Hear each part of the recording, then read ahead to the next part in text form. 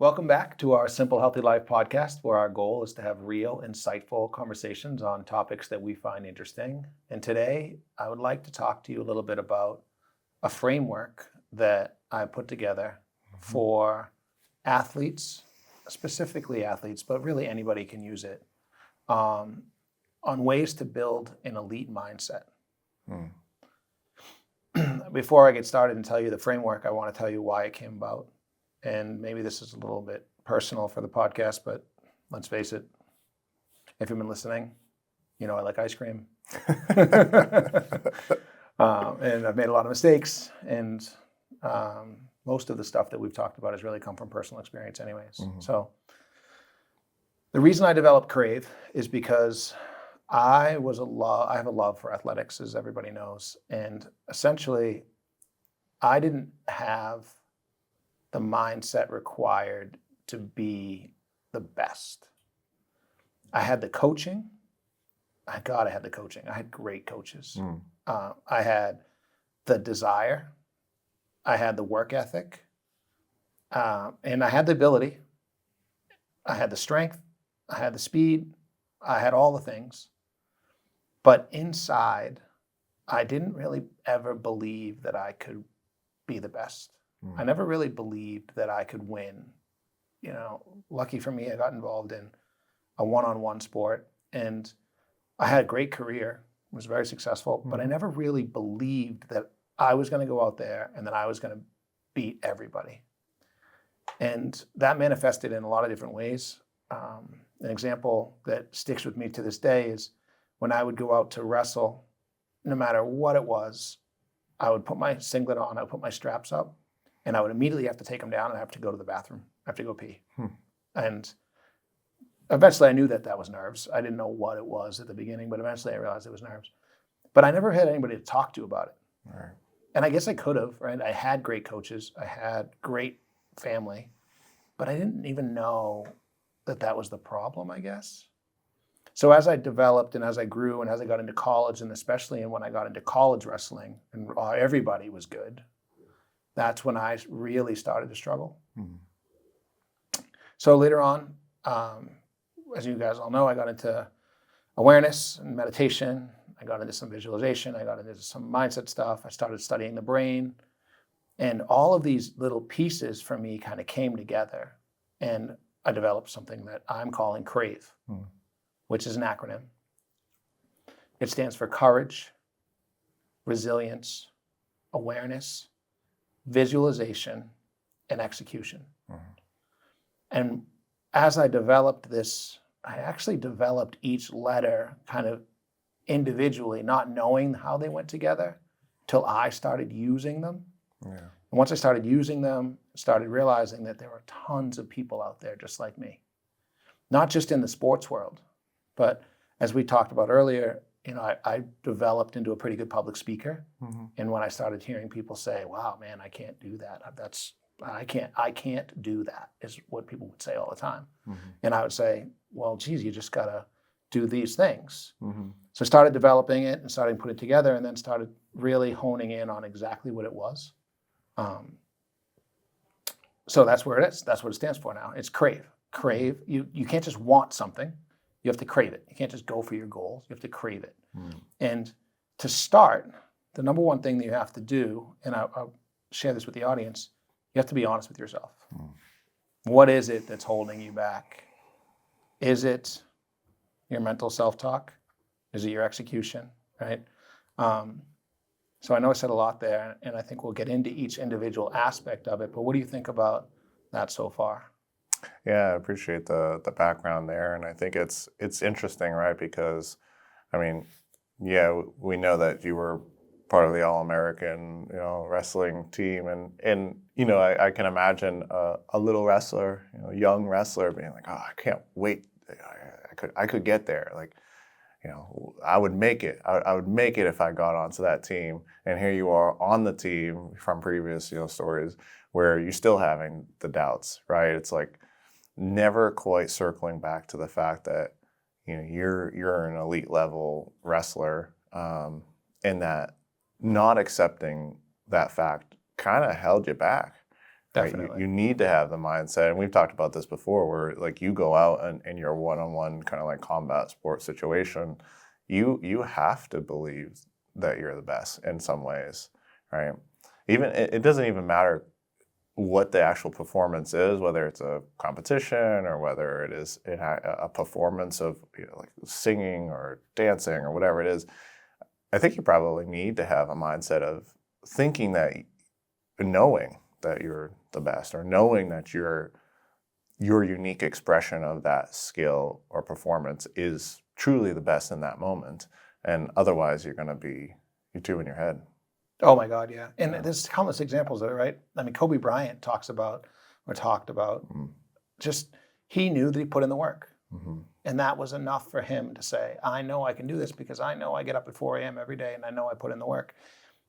It wasn't enough for me because I knew I put in the work. I mean, I was constantly putting in the work. But as soon as I would go out there and get ready to like put my foot on the line, my body language was poor. My grab a hold of your opponent or do something. Oh my God, he's obviously better than me. It's just the thoughts that were going through my head, and yeah, you do win because you do put in enough work. But when it came down to crunch time. I would say I lost more than I won. And how many of us deal with that? Right? We deal with that pretty consistently. How many kids are coming up right now in their drama class going to be the lead, and the only thing holding them back is that negative self-talk. Right? I'm not as good as this person. Right? No physical actions, just I'm not as good as this person, because we live in a world where we only really know what's going on between our ears, and we just assume we're the only people dealing with it. So lucky for me, I got to go down this path, and I got to kind of speak to all these different groups of people. I'm so reminded, and I used the drama aspect. I got to do a mindfulness for kids class with my friend Lorna over at Burtwood School.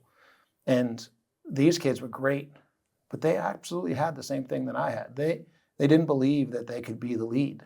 Maybe they were cast as a secondary member, when they first started drama, and they never really got it. And what do you say? What do you say when you're a kid? And everybody's like, you can do it. And you're like, okay, you're shaking your head. You're like, yeah, I can do it. But in your own head, like, who do you go to? What do you ask? Like, I didn't. Did you ever have a scenario where like you knew you mentally didn't have it, like the way you actually had the courage to ask somebody and say, hey, I don't believe I can do this. It's hard. I mean, it's hard to be that vulnerable too, and that's challenging, right? To have the thoughts like, oh, I don't know about this, and then to like almost make that real in a sense by talking with someone, I think is really hard for people. But talking with people is how you understand that everyone has those thoughts, and it's a lot easier to understand how to go through those situations, whether it is like getting a part in the theater or getting a spot on the team.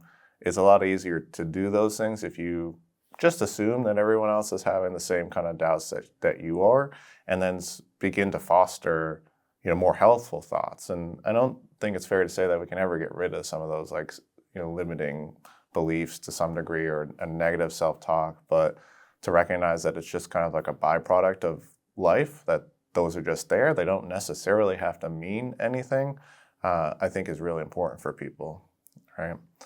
You can't go out there and think that the person that you're wrestling with, or the your competitor in terms of like the role, the audition, right? Like for the auditions, you can't go out there and think that they have it figured out, because no one has anything figured out. That's like literally one of the most important things I've ever learned. It's like you think even like opening a business, you think everyone who has a business has it figured out. Like they have all the logistics and bureaucracy. They have all that figured out. No one knows anything. No one knows anything. It's like, they do the best they can. And some, obviously people have developed skills and whatnot, but most people are winging this thing called life, and sometimes it's nice to just resign to that and do what you can, practice what you can. Yeah, well said. So as far as the way that we can develop this mindset, right, and this is over years, I'll start with the C, and it stands for courage. And when I was little, I was taught about courage, and I was taught about courage in like these grandiose ways, right? You read the book, and like the cowardly lion becomes the courageous lion, right? Or the courage to jump off a building, right? Or skydive, right? These like courageous things that people do. So I started to look at courage and say, like, let's see if we can help people understand what courage really is. Because what courage really is, now that we have an understanding of the brain, what courage really is your reaction and ability to persevere through fear, right? Does everybody agree with that? Do you agree with that? Yeah. Okay. So if courage is your ability to persevere through fear, it tells you a couple things. Number one, in order to have courage, you need fear. So if you're not afraid, then there's no courageous act. Maybe you're afraid of something, but I'm not afraid of it. Like if there was a spider over there and I'm not afraid of spiders, I just pick it up, right? That's not a courageous act for me. It would appear to be, right? Because you're afraid and I'm not. All right. So when you become afraid, there's a part of your brain called your amygdala. It goes off. Bing, here comes the fear input, whether it's through your eyes, your ears, or actually, truth is, when it could even just be a thought that comes in that makes you afraid, right? I'm afraid of losing a loved one. Boom. Yeah. What happens is your amygdala sends your body into fight or flight. It just does. That's what happens. Part of that, and people that have been really afraid will know this, part of that is it actually takes down your higher level thinking, right? It slows it down. It's like, nope, we don't need you anymore. We're going back to instinct. We're going back to our reptilian brain. So that's when people are afraid. They make poor decisions. They're like, I can't even believe I did that, right? It's actually not you. It was actually your lower level thinking. So when you can recognize that, some would say like look fear in the face. When you can just recognize that and say, okay, you know what? That's just fear. I can now bring my higher level thinking back on. What happens is your hippocampus takes a picture of that, a snapshot. And your neuroplasticity, your brain's ability to rewire itself, recognizes that you can move through fear into courage, or into courage is the word I'm looking for. Yeah. Does that make sense? Yeah, yeah. So you're suggesting that, like when you actually proceed with courage, whether that's just action in the face of fear, in the face of not knowing all the answers, I suppose, then the brain gets better at that through neuroplasticity. It says, I remember a time like this. I had courage when I was 10 and jumped off the cliff. Or whatever. Right, yeah. So example is great. Like here's an example. You're in the 3rd grade. You're super scared to go to school. You don't know anybody. It's going to be a thing. Sure, by the time you get to the 4th grade, yeah, you know people. There's some things there that'll help you. But your brain has learned that I showed up for school for 180 days last year and everything was fine. So it's likely everything's going to be fine. Right? That's just a silly example, but it's one example. Yeah. What we know about courage is, we've talked about this on a few different podcasts, right? It's just like confidence. It's just like discipline. You can build the skill of courage, and not just inherently like, no, I'm just tougher than I was yesterday. Like, no, actually your brain will rewire itself to be more courageous. So when things get tough, when things are hard, when fear comes in, the amygdala, from a scientific perspective, actually doesn't react the same. It's not this massive reaction, shoving all of these different hormones at you to say, oh, I'm afraid, run, run, run, run. It's more like, okay, I'm afraid.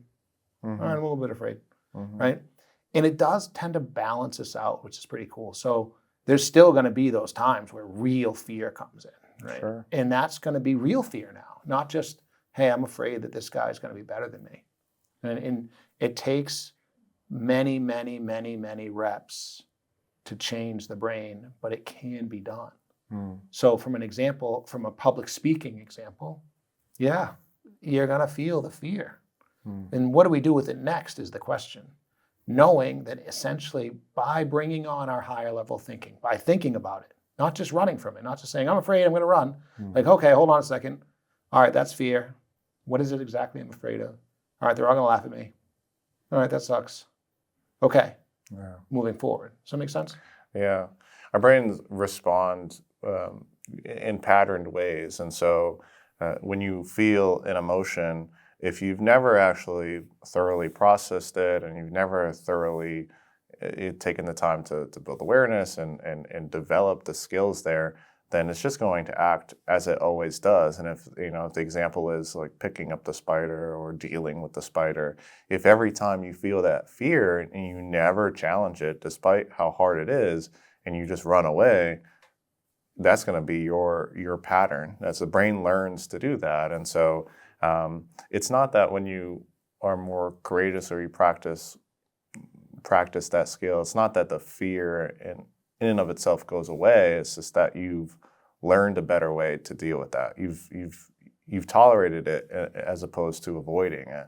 And that's the thing that comes up even in when people have behavioral issues. It's the avoidance of the emotion that causes the problem. And people don't necessarily recognize that you can learn to sit with an uncomfortable emotion and act in the presence of an uncomfortable emotion if you practice that more. And so it always feels kind of bad. Like, I mean, there are plenty of well-known public speakers who, before they go out on stage, are like vomiting in the back, right? And they do it. They had hundreds and thousands maybe of presentations, yet they're still feeling the feeling, but they get better at acting with the presence of that. Does that make sense too? Oh, absolutely. I mean, essentially, I'm going to pick it back to me for a second, but I was good enough to move through, I was courageous enough to move through that to the tune of, I would still go out there and put my foot on the line, still go out there and do the sport, still go in there and shake hands and wrestle. But I didn't ever recognize what was going on. It was more just like, oh my God, I'm a whirlwind of emotions here, right? Because my brain, my higher level thinking was down, right? So at its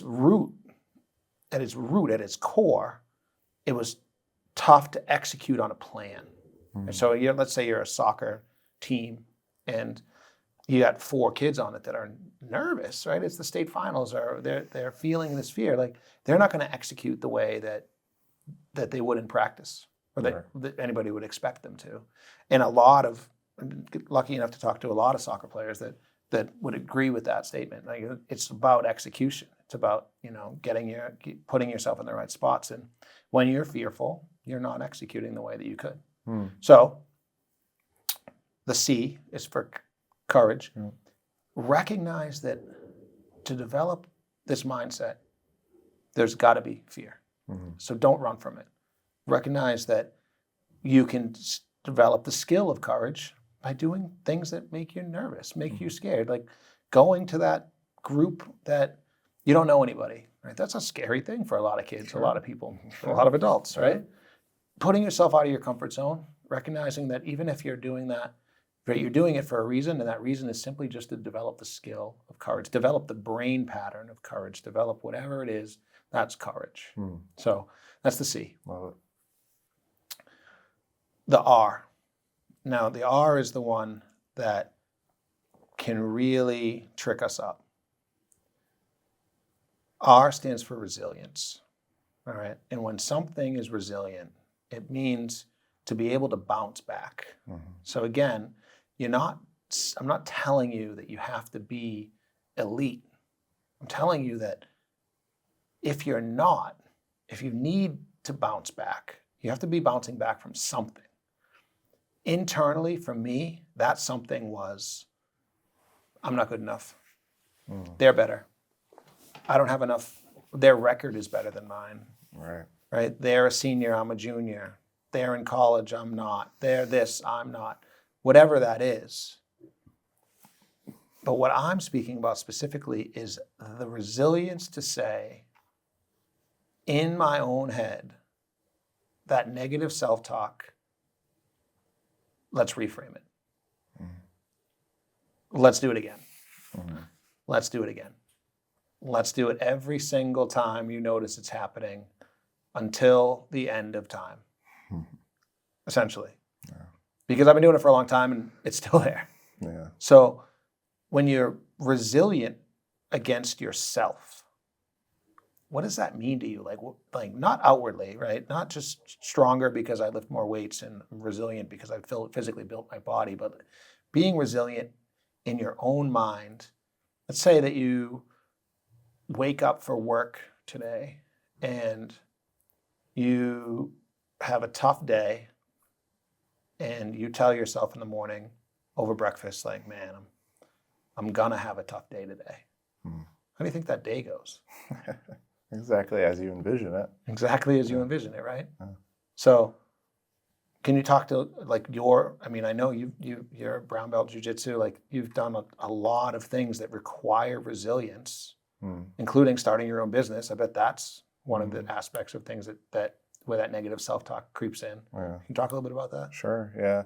I think it's really important, even as you're sitting there kind of discussing resilience, I see resilience and then I see lack thereof on a daily basis, even just for like the people that I speak with. And of course I experience, the ups and downs with that as well. But I mean, it is the case that everyone is going to feel down at some times or feel beaten up or feel like they failed or did fail or whatever it is. But running with that and just kind of allowing that to be, I think is really important, right? Like you're going to have these weeks where things just don't, go to plan. And it's the resilient person who says, well, I'm going to move from, failure to failure without losing my enthusiasm, right? Which is actually a Winston Churchill quote that I love. And I think it's really important because so many people who don't have that skill of resilience will, at the first failure or even after the 10th failure will give up, kind of change course and say, hey, this isn't for me. Yet there's no truth in that. Just because someone fails and is feeling down, is feeling beat up, doesn't necessarily mean that, you're going to continue to fail. In fact, we know that that's a good thing. It's almost cliche. Everyone knows that failure is like a good thing, right? But it feels crappy, and that's why we tend to like kind of run away. And we've mentioned, in one of the other podcasts, J.K. Rowling, like 10, 12. This is so I can't imagine. Like I legitimately can't imagine. It's like mind-boggling to go to 11 publishers and everyone be like, no, that's trash. Get that out of here. And what's so crazy to me is because I was reading that this morning. Actually, that's why I knew it was 12. Yeah. It's like, okay, so 12 times she did this presentation. She got herself all dolled up and did all the things, and they were like, okay, no, that's no good. We don't want it, right? But how many times actually did she have to be resilient? Thousands, right? Like that she leaves, and then the next morning you wake up and you're like, all right, I gotta start again. And then that afternoon you're like, but they just told me it was no good, and then I gotta start again, or I gotta go. So that resilience for 12 examles is probably more like 12,000 times, right? That's you got to think about. I mean, it's a remarkable thing, and hence why Harry Potter is what it is, and why her net worth and success is what it is because it's a remarkable thing to go through. Not only the hundreds, thousands of failures in the process, but to like 12 verified failures. Like at the 12th time. I mean, how do you end up moving forward? And the answer is truly just resilience. You're just like, okay, that's another one under the belt. I trust in the vision, and I know what I'm doing is right. And that's essentially what resilience is knowing that you're going to feel bad, you're going to feel down, you're going to feel like you failed, but nonetheless, you're on your path and you still need to take the steps to move forward. And everyone experiences that. Everyone experiences those weeks that are just like not great. Part of me knows that that's physiologic, right? Like the body's not going to operate at 100%, and that therefore then means your brain is not going to operate at 100%. You're not going to have the most like logical kind of like thought patterns all the time, and that's tough to deal with. But nonetheless, can you cope? Can you make it through? Can you kind of take the steps that you can do in those moments, and then the next second you can refocus or kind of, take the step, can you do it? And the answer is yes, of course you can do it, but there's a decision there at some point that people make, and they take either the path of, yeah, I'm going to keep going and keep trying, or I'm going to run away from this. Yeah, absolutely. And the term that we use is, I would like anybody that's listening to this to use when they are feeling this way, is reframe. Right? Not run away, not adapt, not do anything, just reframe. Okay, that's what happened. This is what it taught me. Go again. And if you're listening and you're thinking about resilience, like, just recognize that wherever you are in your life, you're already been resilient a million times. So now that you know that resilience is part of this whole thing, just like fear is part of this whole thing, recognize that every time you are resilient, that's a little win. And a little win, and a little win, and a little win. And when we get to execution, we'll talk about what it means to get these little wins. But that's resilience in a nutshell. Love it. So the A is for awareness. It's almost like each part of my life, each letter kind of correlates to. And lucky for me, I was forced into a scenario where I had to become aware. And I did not grow up as a very self-aware person. I started the practice of meditation through like fear and anger. I needed to deal with that as an outlet. And working my way through meditation and eventually into cold water therapy, which is, in my opinion, just a forced awareness. And watching and teaching kids, working eventually with like people that had addictions, and just talking about this concept of awareness. There's never an end game here. And this is the part that people should understand. So I know I said you have to have fear for this to work. You have to have self-doubt for this to work. And you have to realize that this awareness game is not ever going to be something you're going to master. But can you have the awareness? How quickly can you become aware of the things that are challenging you? Like, for example, it's late in the game.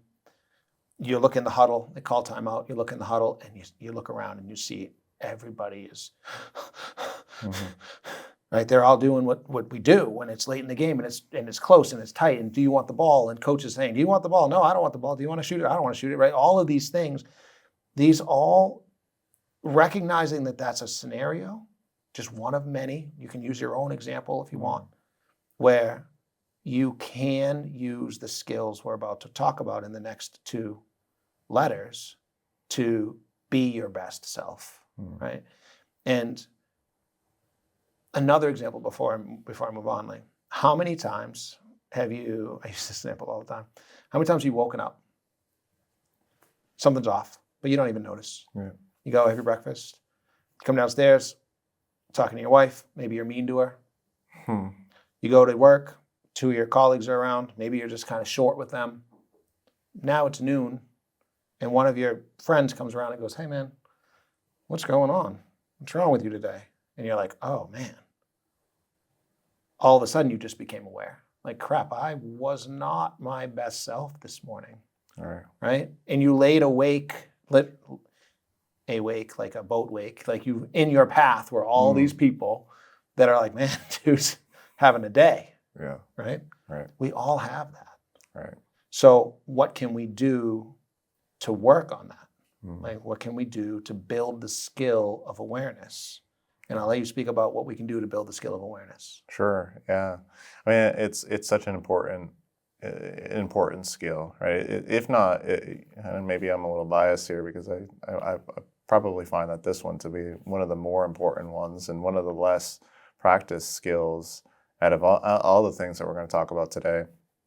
But awareness is not, and this is an important distinction, awareness is not making sense of your life or making sense of your feelings or the actions or your behaviors. Awareness is simply noticing. Because when you start making sense of things, well, I'm feeling sad because of this and this and this and that reason, that's when that story gets developed. And we love stories. We've talked about this plenty of times. Our human brain loves stories, and our human brain loves negative stories. It's that kind of like that negative bias that we have. So it never really helps to make sense of what the feelings that we are, kind of experiencing in a lot of ways. I mean, granted, there's times for that, journaling, reflection, what's going on. But knowing that you're, in your example of the mean husband. Me sometimes, sorry. All of us sometimes. But knowing that what you're feeling is there, and knowing then how that impacts how you interact with people and how you behave, I think is really important. And in the case, sometimes sometimes you don't necessarily have the ability to say, well, I'm feeling really down and let me just turn it around. I mean, that's not necessarily possible in a lot of ways, but how can you communicate more effectively? How can you at least let other people know, or be conscious of the actions that you're taking when you're feeling that, I think is really, really important.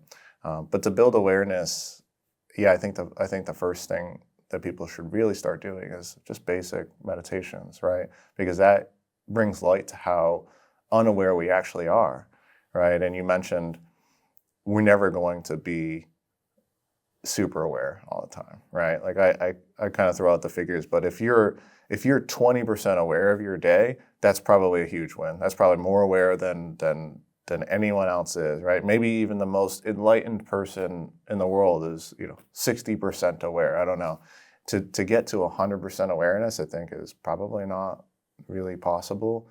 So just practicing those meditations. And what's nice about that is that you start having thoughts come up and you're like, I didn't want that thought there. Why is that there? I'm trying to have, a calm mind. And then thoughts pop up and you start paying attention to the nature of how they pop up, and you start to realize, these thoughts could really drive me. If I wasn't paying attention, I could imagine how I'd be a little triggered by that thought, a little activated by this one.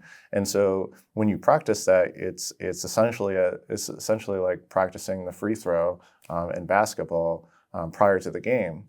So it's very difficult to get to the basketball game and hit the free throw and everyone's watching and the game is going on. But if you can sit there in a quiet environment and really get the development down, you can get the shot down, you can rep it out, then chances are you're going to do better when the actual game is going on. So practicing meditation, practicing journaling is very helpful too, because then you can kind of see the thoughts laid out and you can say, well, I don't know, I'm trying to make sense of too much stuff here. Maybe it's just a feeling, maybe I'm just feeling sad for whatever reason, So I think those two things really are helpful, and they're skills, right? So similar to what we always talk about, you're not going to do those things and then immediately have the outcome. You're going to get better at it, and there's no way for you to really track a lot of these things, which is another kind of I guess important idea. So we talk about these things like the courage and resilience and awareness as skills, but there's no good way to measure it. And so, you have to trust in what you're doing. You have to trust in the actions that you're taking and hoping that they come out somewhere, and they will. They will. Yeah, absolutely. Yeah. And so to bring it back to my example, I was not even aware that my problem was that I didn't believe in myself, which is a wild thing to think about. But if you're listening to this podcast, or maybe someone turned you on and said, hey, Mike, you should listen to this podcast. Yeah. Maybe they are offering you something that says, hey, offering you an easy way to get into this kind of topic. Before I came here, literally before I came here, I had the ability to speak to a mom that was telling me about her daughter who's been wrestling a long time and has all the skills. She's just like I was. She's got all of them. Yeah. But sometimes doesn't believe it. Doesn't believe that she could be the best, or makes a mistake and can't come back from it. And this is exactly why this CRAVE principle was put in place, to bring awareness around the idea that you can improve that part of you as well. Mm-hmm. Not just the physical, not just the technique, but you can actually improve the mental. And developing the skill of awareness is going to be a huge piece to it, especially when we get into talking about execution around meditation. So, well, yeah, no, it's a good example too. I mean, that like the teen athlete. I even think about the teen who can't express what they're feeling just generally, right? Like they get home from school and they like stomp up the stairs, and the parents say, "Well, what's wrong?" Nothing, and they go into their room, and it's not of any fault of their own because they're young and they haven't really had the life experience and the time to develop awareness. But some people go through that stage and don't end up ever working on that. Like, what am I actually feeling in this moment? I talk with a lot of people who say, I'm feeling this, I'm feeling that. It's like the quintessential, like, I'm feeling sad or I'm feeling anxious. But very often do people say, I'm feeling a little like embarrassed over something that happened the other day, or like these more nuanced emotions. Like, people don't often bring awareness to that, and maybe that's actually what someone is feeling when they say, "Oh, I'm feeling, sad." Sad is like such a catch-all term for like every negative emotion that is like in the realm of that feeling. And there's plenty that feel similar, but to develop awareness over what it is that you're feeling, I think is really important, because how could you possibly begin to process an emotion if you don't know what it is? Don't know what it is, right? Exactly. Well said. Yeah. And for all of us out there that are dealing with this type of stuff, whether it's in your personal world, or your work world, what's the word I'm looking for there? Not work world, your professional world, Yeah. or your athletic events, right? Take some time to recognize: is it fear? Is it nervousness? Is it anxiousness? Is it sadness? Is it embarrassment? Is it all these different emotions? The more we can become aware of it, the more we can actually work through it. Yeah. Okay, so now those are kind of the three aspects that I would say, when it comes to the CRAVE principle, kind of line us up, right? Number one, it lets us know that you need the good, you need the bad with the good, you need the yin and the yang. You have to recognize that if you're feeling like you're relating to any of this stuff, that it's normal, like this is normal stuff. Even the best, like LeBron James, Simone Biles, right? These guys are the best of the best of the best. And they are telling you that they are dealing with the same stuff that you're dealing with at the highest levels. So recognize you're a normal human. Now, what do we do about it? We kind of split the difference with the A, because the A becomes awareness, and then we have a map for how we can work through awareness. And we'll talk about that in a second. We kind of talked about it a little bit already. Visualization. Now, visualization, when I started to do visualization, I started way late in the game. I started actually when it was a job interview I was going for. I told myself I was going to get this job. I was going to fly out there. I was going to interview out in the middle of the country. I was going to be the best person. And I started to visualize what it would look like to be sitting there in the chair, answering the questions, doing the right stuff. And I started to play with that, and it worked, right? I say it worked, right? Like manifestation. Like I was like, I'm going to win the lottery, right? No, it didn't. It wasn't. It was an aspect of what worked, right? I had all the skills. I did all the things. I answered the questions. I was articulate, and it turned out I was the best person. It worked. But when it did work, I was like, man, okay, I should try this more. And then I started thinking about it. I actually enjoy visualization. I enjoy closing my eyes and seeing myself hit my double leg takedown. I enjoy closing my eyes and seeing myself standing on the podium speaking eloquently. I enjoy closing my eyes and seeing these things happen. So I started to research what's going on, right? Did you know that they did a study? It's funny that you brought up the free throw thing. We don't usually talk about these stuff before we do this. So well, actually, we never do. I know, because we just enjoy having insightful conversations. But they did a study where they took. Now, this doesn't work. Just so we're clear, right? You can't just give a 5-year-old a basketball and say, "Hey, visualize shooting a free throw." Right? They can't reach the rim. It's not going to work. So they took two basketball teams, or a basketball team. They split them in half. For some period of time, they had one side just shoot free throws, and they had one side just visualize shooting free throws. the side that visualized shooting free throws actually was more successful. Mhm. And it's because the brain doesn't really know where the input's coming from. It doesn't know whether you visualized it or whether you did it. Mhm. So for those of us that have so much negative self-talk and real like graphic negative self-talk, like actually visualize the wrong outcome, recognize that the brain doesn't know. And one of the cool things, maybe I'm getting off topic here for 1 second, but when I started teaching this, I actually started getting examples where, so in my talks, we do, well, this whole thing is tied very, very deeply to breath work, because getting your body into a parasympathetic state, that relaxation state allows you to start to become aware, allows you to start to recognize the things that are happening, allows you to do certain things. So I started doing this with athletes, and the feedback they gave me is, hey, Mike, what happens when I'm doing my visualization and it turns out negative? So a couple examples back to back, doing it with a group of elite soccer players. And we went through, we got all the way to the V. We did a big breath work, really trying to get them to like relax and trying to turn inward and start to use their mind for visualization. I'm like, all right, now visualize yourself standing there, the ball in the 18, and it's time for you to shoot. We finished it up. I'm like, how'd that go for everybody? And multiple people said, hey, Mike, what happens when I miss? Like they shot in their own mind and they missed the net. Isn't that interesting? That is interesting. Yeah. I didn't know how to answer it. I was like, oh, geez, like, I don't know.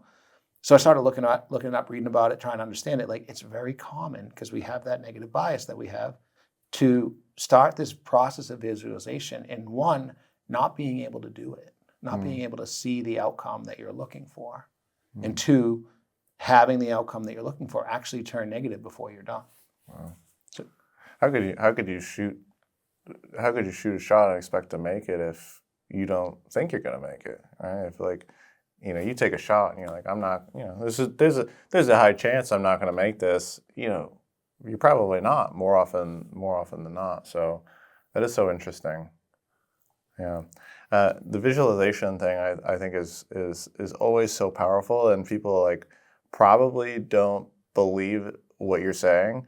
If they're just getting introduced to the idea that like there's really no difference between the mind's visualization and us performing the activity. Of course, you do need some like you need the neural pathway established in some regard for you to even be able to like imagine that.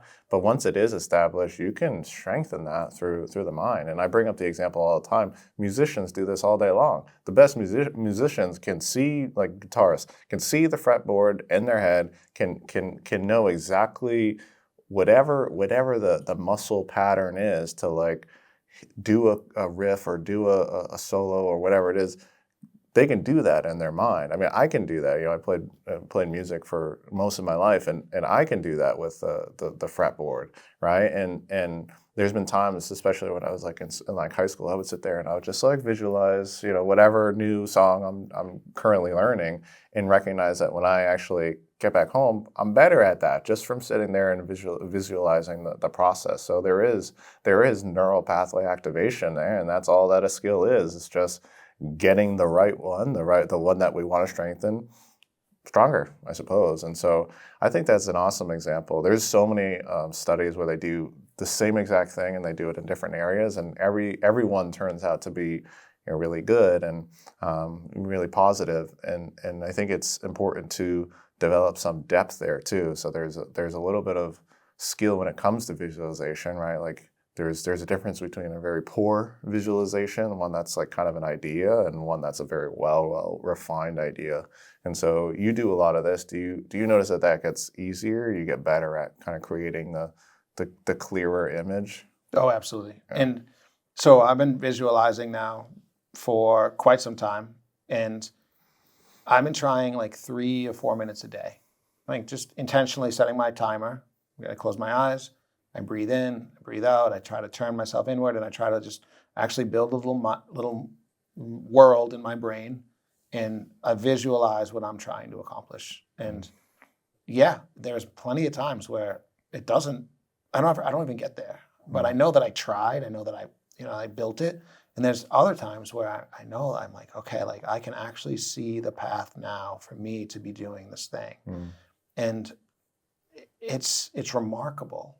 It truly is remarkable. And for those of us out there, we're moving towards this execution portion, right? Like, so what do we do? You get all this information, but what do we do about it? How do we actually take this stuff and build it, right? That gets into the E. That's the execution. And the execution of this whole thing is remember, we're trying to become elite. We're trying to be the best. So we do have to do the actions. We have to go to practice. We have to pick up the guitar. We have to physically show up, right? I think there's some other things too, right? For all of us, just to throw it out there, right? We have to be coachable. We have to be willing to recognize when we're making mistakes. We have to hone our technique. But we also have to spend some time doing the things that other people aren't doing, right? I had one coach that would always say, like, what are you telling yourself right now? What does that refer to? That's resilience, right? Can you wake up in the morning and say, all right, I'm speaking specifically to some athletes or some people that are working towards a specific goal. Can you wake up in the morning and say, before I get my day going, can I prioritize my 3 minutes of visualization? During that visualization, maybe can I add 2 more minutes of mindfulness training where I just kind of sit inward and just be aware of what I need that day. So these are tools to add to your belt. This whole thing essentially is a framework of building the tool of an elite mindset and internally understanding that we are going to deal with fear, probably daily. Internally understanding that we're going to need the skill of resilience, definitely. Recognizing that it's about being aware that this is true for all of us and that your opponent out there is true for them too, and they probably don't have the skills that you perceive them to have. Working through our roadmap to success, visualizing ourselves being successful, and then going out there and executing, even if we fail. Even if we fail over and over and over and over again. And for me, the way the universe seems to work for me is I get to do all the failing, and then I get to start learning the lessons, and then I get to start doing the failing again. And eventually it comes around where I can say, oh man, here I am. I did it. Or I did the thing. And I got to be this level of success that I was looking for. I got to do the things that I'm after. So that's where the E comes in. And the cool thing about the E, that's where people can help you. Like that's where people can coach you. That they can help you get stronger, get faster, be a better actor, be a better musician, because they can see what you're doing. It's the A, it's the C, the R, the A, and the V that we're adding to your game through this and through speaking that can really change the way that you approach your goals. Right. I love that. Yeah. And the execution is so important. And sometimes you don't necessarily know if you're on the right path, but you execute and then you implement some of these other, the C, the R, the A, the V, you execute those things and you eventually find your way to the right path. And so, I think people get a little tripped up with that too, is that they want the path to being an elite athlete or opening up a great business or whatever. They want the path to be very straightforward. Take this step and that step and this step and that step. But if that were true, if we knew all the steps to do exactly what those things are, exactly what the goals are, then everyone would do it, right? You wouldn't need courage because you knew exactly the right steps. You knew every step that you're taking was right and accurate and, all well and good. There's no fear. It's all certain, but that's just like not how it works. And so sometimes, giving way to the fact that we don't really know how to get from point A to point B a lot of the times, and practicing the things in between that are helpful for us. The awareness, the courage, the resilience, the visualization, the breath work, the meditation, these things help. They help kind of bolster some skill that is like, it's kind of non-tangible, but it's there nonetheless. And allowing yourself to feel that progress through some of this practice, I think is really helpful. Yeah, well said. Yeah, good. So I guess we kind of wrap it here. Do you have any final thoughts? No, I think it's kind of a good framework, and maybe maybe having, if you're interested in kind of like working on this framework, write out the acronym and maybe take time to reflect on, end of the week review. Did I practice some courage this week? Did I have moments where I passed that up, that I avoided a potentially good learning moment? And did I practice resilience today? How am I feeling? Am I feeling a little down? And is that creating a narrative that then is like facilitating more of that? Or am I stepping away from the narrative and being aware of what I'm feeling and just kind of chugging along with knowing what I need to be doing? So I think it's a super helpful way to kind of guide people into, like you said, the elite kind of mindset. Awesome. Yeah, thank you. And I would add to that if you're listening to this podcast and something hit home with you, or maybe a coach shared it with you, or maybe I shared it with you, so you could see it, and you want to share it with people. Remember that it's not the people that come out and ask for help. That's not the majority of people. The majority of people don't even know that this is something that's holding them back. Maybe you're a coach or an athletic director that have people that work with you, or that you get to work with that could use this. Don't hesitate to reach out. We built this thing to help people that were normal, everyday people that want to get better, that want to improve their mindset. So don't hesitate to reach out or comment, like, share, do all that stuff that that we do now. But let people know, spread this word, spread this message, because it's real and it's worked for me. So thank you all for listening, and hopefully you'll catch us on the next one.